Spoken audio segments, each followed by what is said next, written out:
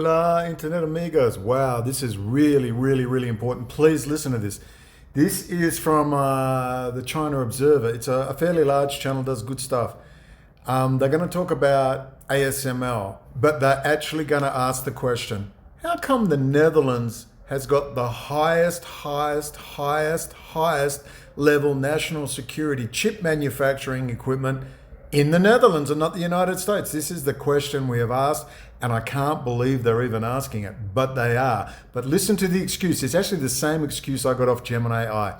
They're going to say, oh, the production costs were too high. Listen, you've worked out by now that chip manufacturing, and particularly the machines, is like as high-end as it gets. It's the Manhattan Project.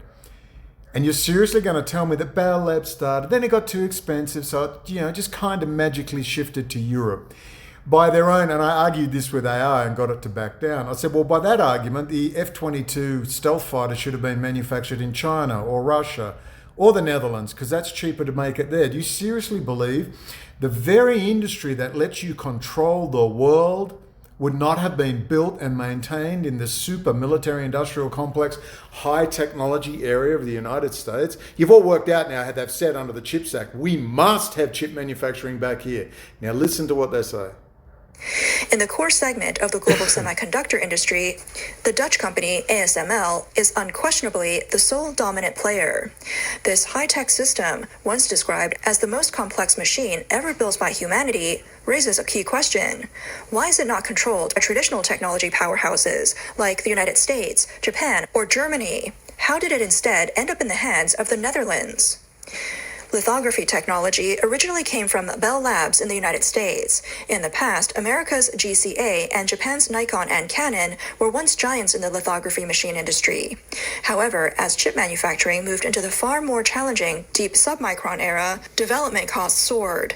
When most companies chose to withdraw, only the Dutch firm ASML continued to invest. It also received crucial financial backing from TSMC, Intel, and Samsung. With Germany's Zeiss exclusively supplying the world's only optical systems capable of achieving nanometer-level precision, and with ASML's successful acquisition of light source technology developed by the US, ASML was able to integrate more than 100,000 components and assemble an EUV machine weighing 180 tons. This finally broke through the bottlenecks of EUV technology.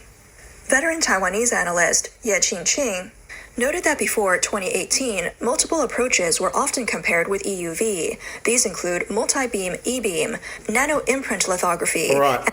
We must also remember the company IMEC in Belgium, I'd never heard of till 2 months ago. They're even a super high level. But all of this started out with the US Energy the US Energy Department, DARPA, and a whole range of military industrial contractors. But suddenly, oh gosh, it's just too expensive to do this national security #1 industry. Let's send it to Antarctica. No, the Netherlands. There's many interesting things in the Netherlands, including the location of where all that stuff is. A lot of Israeli companies, Israeli security companies. It's also the old home of the diamond traders, the Sephardic Portuguese Jewish slave traders up there in Amsterdam, Rotterdam, and so on. So it's very, very interesting. But here they are asking the question. This is a first. This is big that they're actually asking. So they're feeling pressure. Someone's feeling pressure.